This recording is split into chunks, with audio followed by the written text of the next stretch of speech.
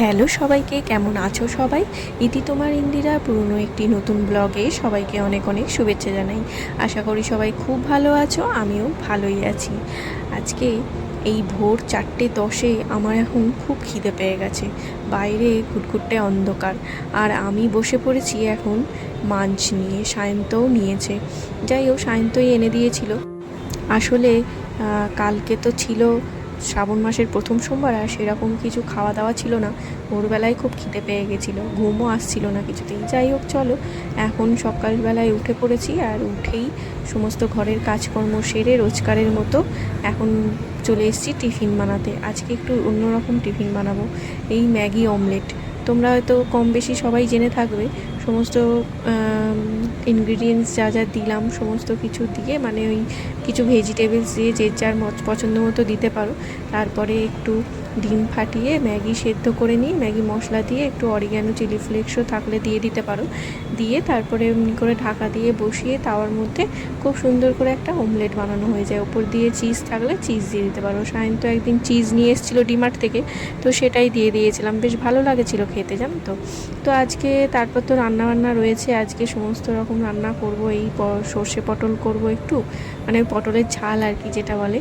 আর তার জন্য একটু পোস্ত, মগজ সব কিছু সর্ষে অল্প বেটে নিয়েছি। এখন কড়াইতে দেখো সমস্তটা দিয়ে দিয়েছি।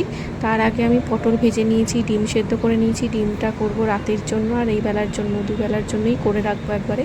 তো তারপরে রোজকার কিছু মশলা দিয়ে দিয়েছি, যেমন কাশ্মীরি লঙ্কা গুঁড়ো, হলুদ, নুন, সমস্ত কিছু দিয়ে তারপরে খুব ভালো করে মশলাটাকে কষিয়ে নিয়ে পটলগুলো যেগুলো ভেজে রেখেছিলাম পটলগুলো দিয়ে দিলাম। নুন মিষ্টি পরিমাণ মতো দিয়ে দেবে। তারপরে খুব সুন্দর করে একদম কষা কষা করে বানাতে হবে। খুব ভালো লাগে এই আইটেমটা আমার খেতে। ও হ্যাঁ, ফোড়নে আমি দিয়েছিলাম একটু পাঁচফোড়নের ফ্লেভারটা খুব ভালো লাগে এই ঝালে। যাই হোক, চলো, খুব সুন্দর হয়েছিল খেতে। তো ঝালটা আমার মোটামুটি রেডি হয়ে গেছে, খুব সুন্দর একটা স্মেলও ছেড়েছে। ছোটোর থেকে মা এইভাবে পটলের ঝাল খাইয়ে অভ্যাস করিয়েছে, আর ঠিক আজকে না সেই রকমই একটা ফ্লেভার পাচ্ছি, টেস্ট পাচ্ছি। আর হয়েও ছিল না রান্নাও খুব সুন্দর, অসাধারণ খেতে হয়েছিল। যাই হোক, চলো, আমার তো পটল ঝাল হয়ে গেছে। এরপরে আমি একটু ডিমটা করে নেব। আর আমার না শরীরটা আজকে একটু খারাপ, একটু ঠান্ডাও লেগেছে। তো সকালবেলায় উঠে এদিক ওদিক করছি, তো ওই জন্য একটু ঠান্ডা লেগে গেছে।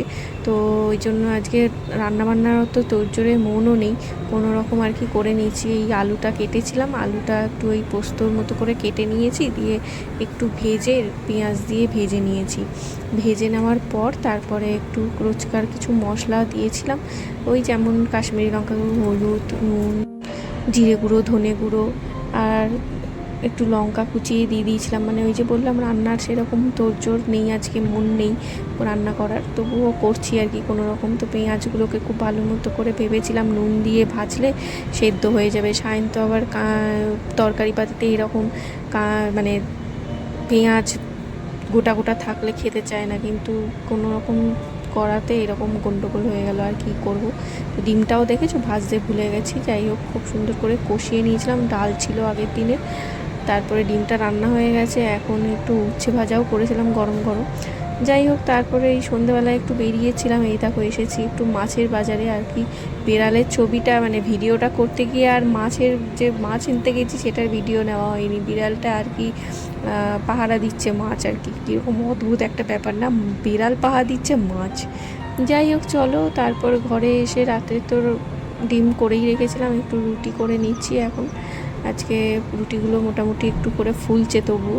যাই হোক, চলো, ব্লগটা এখানেই শেষ করছি। তোমাদের কেমন লাগলো জানিও, ভালো লাগলে অবশ্যই একটা লাইক করো। সবাই ভালো থেকো, দেখা হবে পরের ব্লগে।